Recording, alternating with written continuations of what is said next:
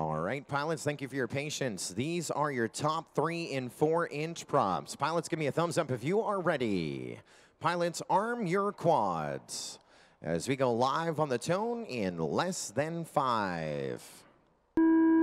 So May Day on channel number 2, Gab 707 on the black screen on 4, and Brain Drain on channel number 7. Brain Drain, your top qualifier here to the show. He had 5 laps in 1:10, and Gab 707 qualified with, I'm going to say a bunch. He was 1.4 seconds off in qualifying, and this is a battle. May Day is your the first one to get across the line. He was a 14.4 on that opening lap. Let's get this. We are blade to blade. May Day and Brain Drain side by side. They crossed 0.03 seconds apart as, oh no, we're going to lose one on the ground, and that is going to be May Day with some bad news. Brain Drain, you're still racing though. You're on to lap number 4, 12.022 on lap number 3, on to lap number 4, a lap and a half to go for Brain Drain. And Brain Drain, of course, your top qualifier here, trying to defend that TQ spot to make him top of our podium. On to the final lap, we are going to take Brain Drain, and of course, we have, I think he's tearing it up, and Gab 707 with an opportunity maybe, but I don't think it's going to happen. I think your winner is going to be Brain Drain. Will get it. Your top qualifier is your F3Expo 4-inch prop champion. You are the man, Brain Drain. Awesome.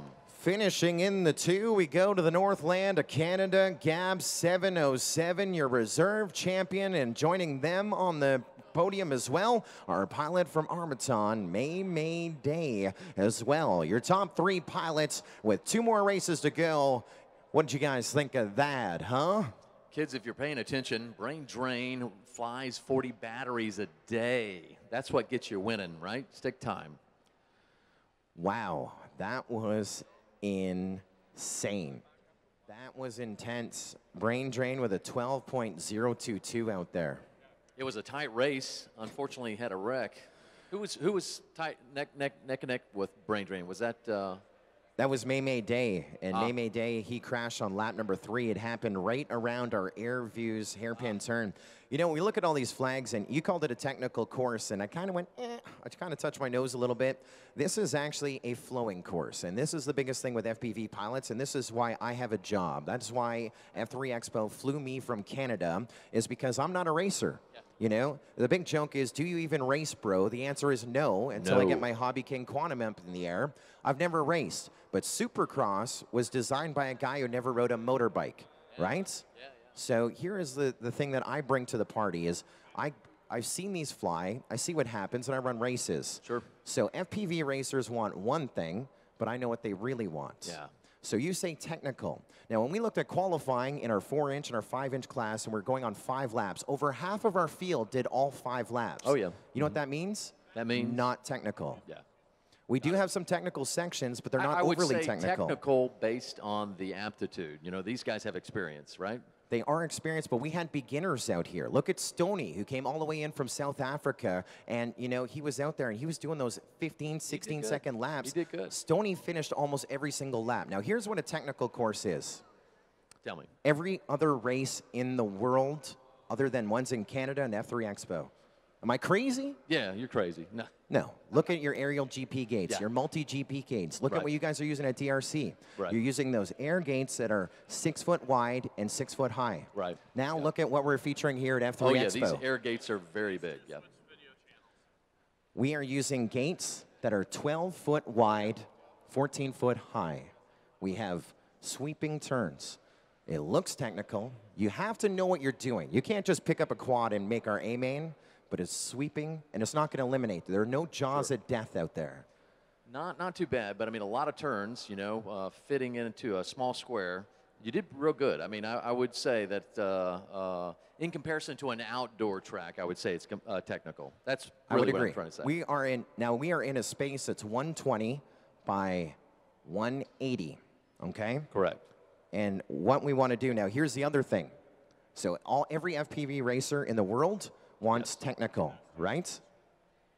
They want technical. However, watch me, Joe. We're doing this. I'm doing a change on the fly, buddy. We're flying by the seat of our pants, just like that. Good?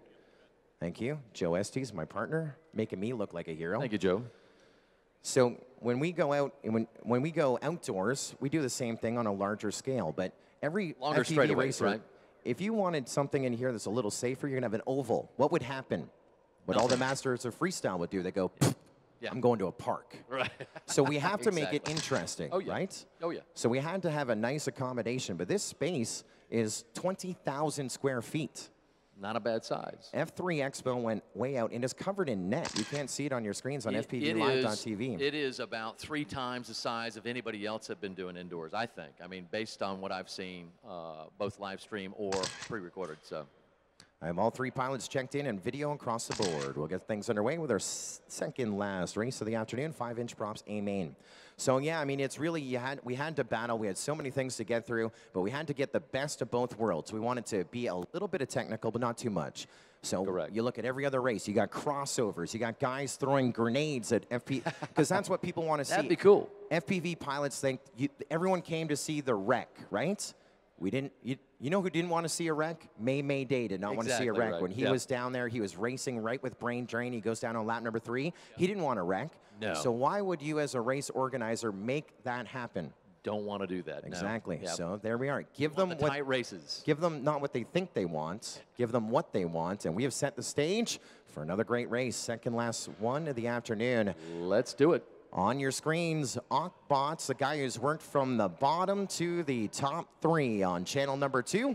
Qualifying in the number 2 spot is Brain Goggles Drain down. in this class. He is on channel number 7. And your top qualifier is Bapu on channel number 4. Pilots, if you're ready, give us a thumbs up. All right, pilots, arm your quads as we go live on the tone in less than 5. So the number 1 story out of the F3Expo has been Voodoo Quads, and we're going to make some contact with Fat Shark on Ockbots, and he is still racing. Voodoo Quads and Brain Drain Super Base Station, that is the biggest story out of this. It's not who got the plate, who got the trophy. That is story number 1. Story number 2, racing. We have done 3 days of it over this 4-day event, and it has been the Bapu and Brain Drain show. Now you throw in Ockbots, who was building quads during qualifying and has worked his way from the bottom of the top, and we are on lap number 3. We're 1.7 seconds apart with Bapu, your top qualifier, still in the lead, and Brain Drain trying to catch up. They have 2 laps to go, and now Bapu has got a little bit more of a gap at 2.4 seconds. Your leader is on channel number 4, and your leader is looking at the bleachers right now. So now it is going to come down to Ockbots and Brain Drain. Brain Drain is on to his final lap. Ockbots is a lap and a half behind, and Ockbots did not sound good. So Ockbot is going to maybe work his way up to finish second, and he's on that lead lap. So if Brain Drain finishes it here, he is your champion, and he does with a nice 12-3 as well. And unfortunately, we lost Bapu in that race, and we will look for Ockbots to touch down. Ockbots will finish in the number 2 spot. I mean, that's like going to NASCAR, and all of a sudden, when you hear the car over the other cars, you know things are bad. And I don't know. You know something's going wrong. Because we're going to throw it to you. What were we hearing there as they were whipping around? Oh, that probably was a strap. It could be a wire. I mean, it could be nearly anything. Something coming off the quad that you don't want to be hitting that's reducing the revolutions on that prop. So therefore, you're not going to get as much thrust as you need or enough turning or yaw into the turns. Ultimately, that ends typically bad if you don't land. Well, we're going to give our pilots here in just a few moments. This is our final race of the afternoon. We may start 2 hours late, but we only finished 35 minutes late. That's pretty good at making up room there. You know what I can't wait to do? Tell me. Go through Homeland Security and then go to sleep. Hey, I heard that. Back I had a late Canada, night right? last night. Everyone thinks that I party. We didn't. I partied, but we didn't go to Taco Mac. You didn't? No. No, not at all. I was the DJ last night. No. I Where? was the DJ right here for the Voodoo Quad after party. Oh, nice. And they already partied somewhere else, so it was the party after the party. Oh. They went through the hotel lobby. Okay. They came into the Georgia World Congress Center. We raced till 3 a.m. No. Is that why all those cups are in the middle? Did you play bowling with that or something, or what? No, that the No, and there was no alcohol consumed. No, I'm talking, did you see those cups out there? I just assumed you guys lined them up and did bowling with quads. Come on. Okay, maybe someone was drinking. Yeah. Possibly. I have video on too, yeah. But if you want to power down, yep, we powered down. So yeah, Todd, that was a huge party. We were pounding some hot laps, and I mean, every pilot was there except one pilot. One pilot. This was a cool story, and the Voodoo. This is. I feel like I can't wait to get my Voodoo Quad Club T-shirt. Hopefully, they make a golf shirt. That's what I like to rock. I know I need the hat. But this one pilot was out there, and we saw him in racing earlier, but he pretty much busted everything, so that's why he didn't want to come back today. But he was out there, and he was pounding some huge laps, like pounding laps. Really? In qualifying, he was getting like 13s, and then all of a sudden high 12s. Oh, really? He's out in the official Voodoo Quad after party out here. Right. He's on 12.1, 12.0. He's ready to break the 11s. Oh, wow. Then he goes wrenching, goes out of the building. I don't know what happened. And all of a sudden, those 12, 12, 12, 12, 12 became 14, 14, 14, 14, 14. Didn't tweak the quad. Hitting the sauce. Tweaked the pilot. Is that what happened? Hitting the sauce? Come on. You didn't do it. It didn't happen. There is no video, guys. There's no video, so it did not happen. No evidence. No, no evidence. 3 minutes, 30 seconds since we ended our last race. We knew we'd be a little tight here. We'd give them a little bit of time. Now let's set the stage here, of course, with our qualifier, or what from qualifying into our A main here in the 6-inch class. Now, you posted a video up to your personal Facebook. I did. And it is 2 pilots that we're going to feature here. Yes, absolutely. And that is Bapu. And who'd have known that I caught the 2 top pilots that were flying neck and neck the other day. It was awesome. We got them off the launch. They were like a catapult, no kidding. As soon as you sounded the horn, like they were launched together at the same exact time. But that was the evidence to what was going to happen in that race, because they were neck and neck the whole time. It was amazing, Todd. I mean, you caught it, like you said, on the line. They took off in perfect sync. I watched that video back. It's on your personal Facebook. We'll be reposting it. It's another one of the great stories. And they took off in perfect unison. I've got brain drain. Who did you give yellow to? And I caught in slow-mo as they came around the last turn and passed through the finish gate. They were literally just split seconds apart. Bapu ahead with brain drain right on his heels. And the scoring software picked it up. They crossed at the finish line, .238 apart. Wow, that's amazing.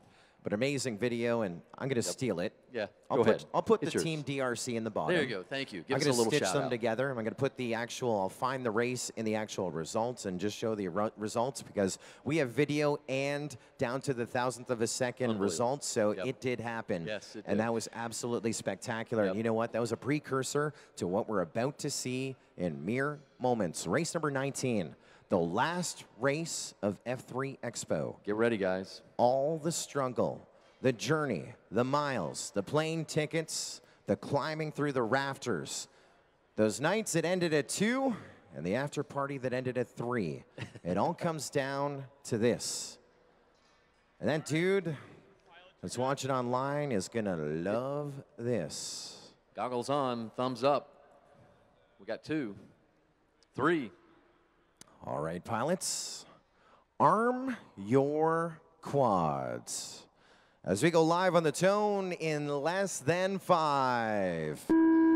This is going to be a throwdown showdown. This rounds out your F3 Expo. 6-inch props, which are the big ones. And we talk about all those pilots walking through here. They're like, wow, that course is too tiny for 6-inch props. Forget about that. You're going to see a big finish. Brain Drain, the first one to the line. Bapu right behind him.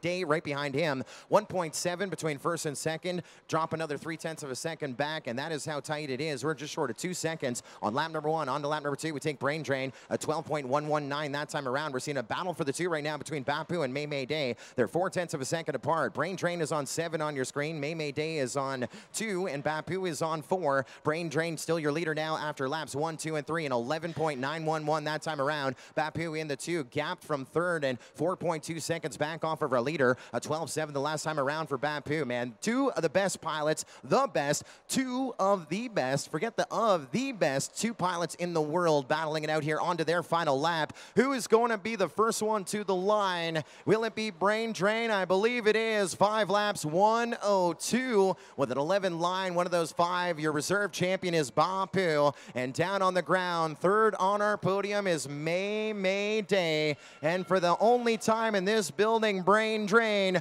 you are clear to freestyle. You're unbelievable. Holy guy. I think he clean sweep. What do you think? Oh, man. All across the board. This man's going to have crowns all over him. Yeah, baby.